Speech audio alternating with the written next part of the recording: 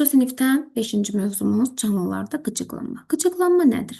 Qıcıqlanma ətraf mühitdə baş verən təsirlərə qarşı orqanizmin reaksiyası. Müsbət də ola bilər, mənfi də ola bilər.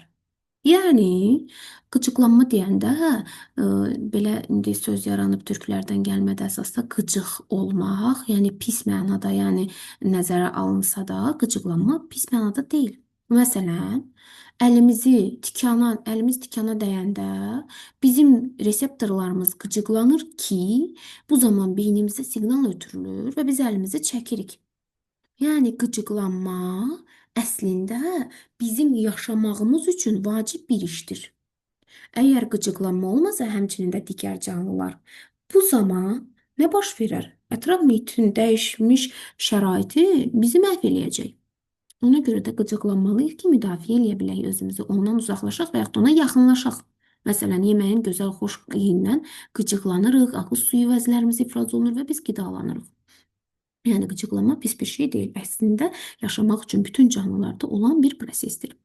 Küstün bitkisində şiddətli külək, zədələnmə, yüksək temperatur, işıq intensivliyinin dəyişməsi, yarpaqlara edilən mexaniki təsir, yarpaqların ani olaraq bükülməsinə səbəb olur. Bitkinin gövdəsinə təsir etdikdə isə bu proses əksinə gedir. Onda nə başa düşək buradan?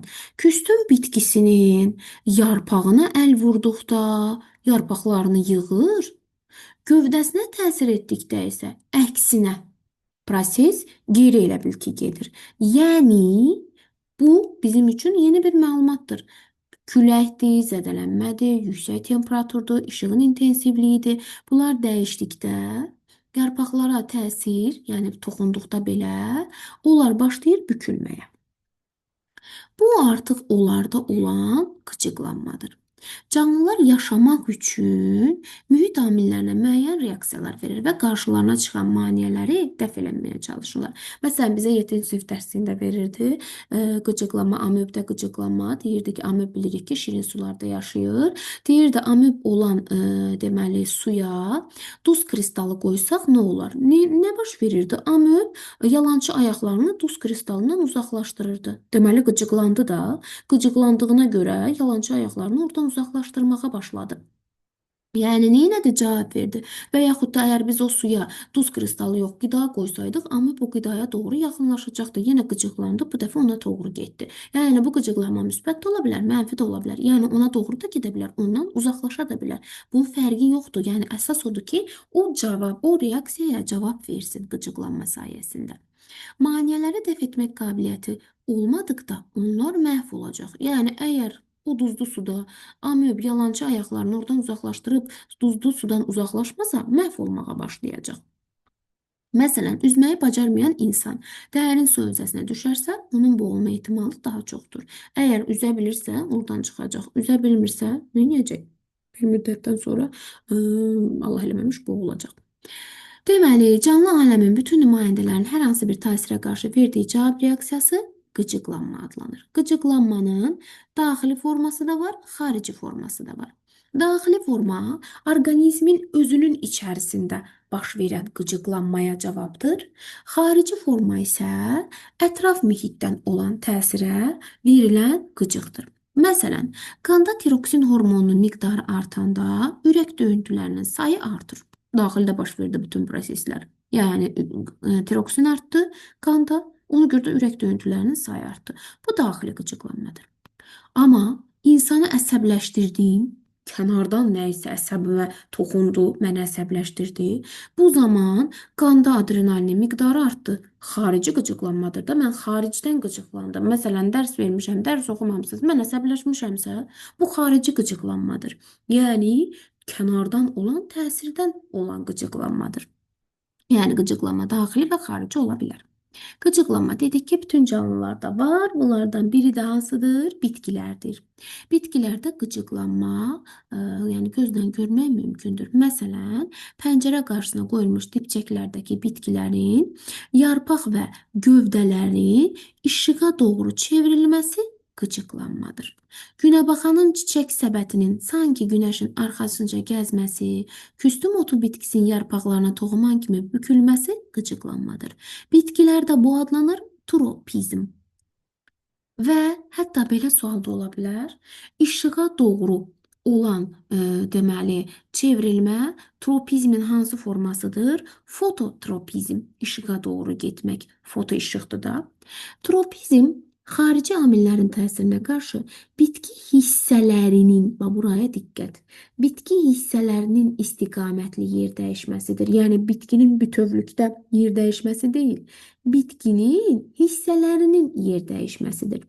Bitkilərdə tropizmi nəinki işığa, həm torpağa, həm də bəzi kimyəvi maddələrə qarşı da müşahidə etmək mümkündür. Məsələn, torpağı götürək buradan izah eləyək. Torpağa doğru kök torpağın dərin qatlarına doğru gedir də elə deyir. O da adlanır, buradan yazım siz üçün, torpağa qarşı tropizm olur geotropizm. Geo nədir? Torpaqdır da, elə deyil. Geotropizm. Geotropizm bu bitkinin kökləri. Geotropizmdə də onlar da torpağa gedirlər. Amma yarpaqlar işığa doğru gedir. Fototropizm. İnternetimiz getdi, davam edirəm. Yəni tropizm nə oldu? Bitkinin müəyyən hissəsinin, bütövlükdə hər yerinin yox. Məsələn, bir bitkinin gövdəsi, yarpağı işığa doğru tropizm edir, amma bir hissəsi torpağa doğru, məsələn, kökü. Yəni bitkinin bütün hissələri eyni istiqamətdə tropizm etmir, yəni qıcıqlanmır, o tərəfə yönəlmir. Aydındır? Yəni tropizm bitkinin müəyyən bir hissəsinin qıcığa cavab verməsidir. Zirinc bitkisində həşərat erkəkçiyə toxunarsa, bitki dərhal sürətlə əyilir və həşərat tozcuğa bulaşmış olur. Həşərat yeyən bitkilərdə həşəratların tutulması da qıcıqlama və hərəkətin nəticəsidir. Məsələn, baxın, milçək tutan bitkisində həşərat bu yarpaqların arasına daxil olanda qıcıqlanır, hərəkət olur yarpaqda və o qapanır. Bu da tropizmdir, yəni ancaq bir hissə. Amma bəzən bitkilərdə taksis də müşahidə olunur. Taksis nədir? Taksis bütün hüceyrənin cavab verməsidir. Mamır və qıcının spermatozoidləri yumurta hüceyrənin ifraz etdiyi maddəyə doğru üzür. Baxın, spermatozoid bir hüceyrədir. O, yumurta hüceyrəni ifraz elədiyi maddəyə doğru üzür. Bu artıq çoxhüceyrəli bitkilərdə taksisə misaldır. Yəni çoxhüceyrəli bitkilərdə tropizm orqanların müəyyən ancaq bir hissəsinin hərəkətidir. Taksisi isə onlarda olan hüceyrənin bütövlükdə hərəkətidir. Bax, tropizmdə bədənin, məsələn, vegetativ orqanların, kökün, gövdənin, yarpağın hansısa birinin hərəkətidir. Bu tropizmdir. Taksis isə deyəndə onlarda olan hüceyrənin hərəkətidir. Yəni bunu ayırd eləməyə bacaraq. Yəni çoxhüceyrəli bitkilərdə taksis də var, tropizm də var. İşıq və temperaturun gün ərzində dəyişməsi ilə əlaqədar bitkilərin çiçəklərinin açılıb bağlanması sutkanın müxtəlif vaxtlarında baş verir. Bu, kəsə yarpaqları və ləçəklərin hərəkəti ilə əlaqədardır. Yenə qıcıqlanma baş verdi. Nə idi bu? Bu da tropizmdir. Niyə? Çünki ancaq ləçəklər, yarpaqlarda baş verdi bu proses. Bitkilərin hərəkətinin digər səbəbi hüceyrələrdə olan suyun miqdarının da dəyişməsidir. Yəni suyun da miqdarının dəyişməsi onlarda hərəkətə səbəb olur. Bu oldu bitkilərdə taksis və tropizm. Tropizmdə dedik ki, işığa doğru ola bilər, torpağa doğru ola bilər. Yəni bunlara diqqət eləyin. Tropizmi mən dediyim hissələri özünüz üçün qeyd eləyəcəksiniz. Gəldik bir hüceyrəlilərdə qıcıqlanma. Bakteriyalar üzərində aparılan müşahidə nəticəsində aydın olub ki, onlar qidalı mühiti hiss edən kimi həmin istiqamətə doğru hərəkət edir. Bakteriya bir hüceyrəlidir, elədir. Biz də dedik ki, bir hüceyrə bütün hüceyrə boyu hərəkət edirsə, bu nədir? Bu taksisdir. Amöblər olan suya duz kristalı qoysaq. Duz kristalı qoyanda onlar yalançı ayaqlarını yığır, ovlarını hiss edən kimi yalançı ayaqlarını uzadıb onu tutur. Baxın, duz kristalı qoyanda yalançı ayaqlarını yığdı. Uzaqlaşmaq istəyir orada. Taksistir. Niyə taksistir? Amma bir hüceyrəlidir. Axı dedik ki, bir hüceyrəlilərdə bütün hüceyrənin hərəkəti taksistir. Tropizm isə müəyyən hissələri idi çox hüceyrəlilərdə, elə deyil. Sonra yaşıl evqlina kamçı ilə hərəkət edir. Əgər onlar hər hansı bir maneəyə rast gələrsə, əvvəl dayanır, sonra geriyə dönür və uzaqlaşır. Taksistir. Bir hüceyrələrin eyni zamanda əksər çox hüceyrələrin bu cür cavab reaksiyası nə adlandı? Taksis adlandı. Çox hüceyrəlilərdə də nəyi götürürdük? Onların hər hansı bir hüceyrəsinin deməli hərəkətini, yəni bütövlükdə hərəkəti o da taksis idi. Taksis xarici qıcığa cavab olaraq hüceyrənin və bütöv orqanizmin istiqamətlənmiş yer dəyişməsidir. Orqanizm bir hüceyrə, bir orqanizm olanlar, məsələn, evqlena, amöb, bakteriya. Çox hüceyrəlilərdə isə hər hansı bir hüceyrənin istiqamətlənmiş hərəkətidir. Bu da oldu bitkilərdə qıcıqlanma. Gəldik çox hüceyrəli heyvanlarda qıcıqlanma. Heyvanların əksəriyyəti çox hərəkətlidir. Ən mürəkkəb hərəkətləri əsasən onurğalılarda müşahidə etmək olur. Qaçan, üzən, tullanan, uçan, sürünən. Onlar qıcıqlara qarşı müxtəlif cür reaksiya verir. Məsələn, bəzi balıq sürülərinə, burada diqqət, bəzi balıq sürülərinə alt tərəfdən işıq saldıqda onlar beli üstü üzməyə başlayır. Baxın, alt tərəfdən işıq salıblar. Bu zaman onlar elə bil ki, işıqlı tərəfi bu hissə bilirlər və başlayırlar beli üstü üzməyə.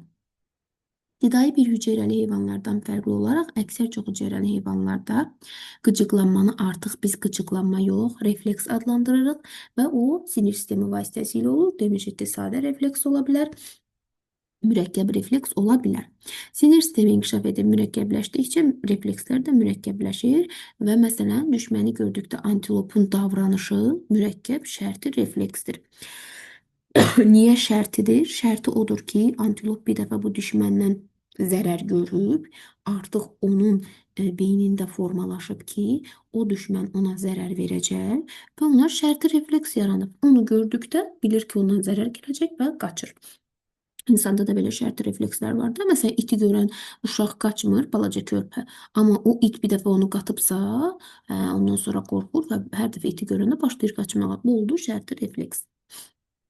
Qıcıqlanma və reflekslər vasitəsilə orqanizm ona göstərilən təsirlərə cavab reaksiyaları verərək fəaliyyət göstərir. Bu zaman onlar dəyişmiş ətraf mühit şəraitinə uyğunlaşır.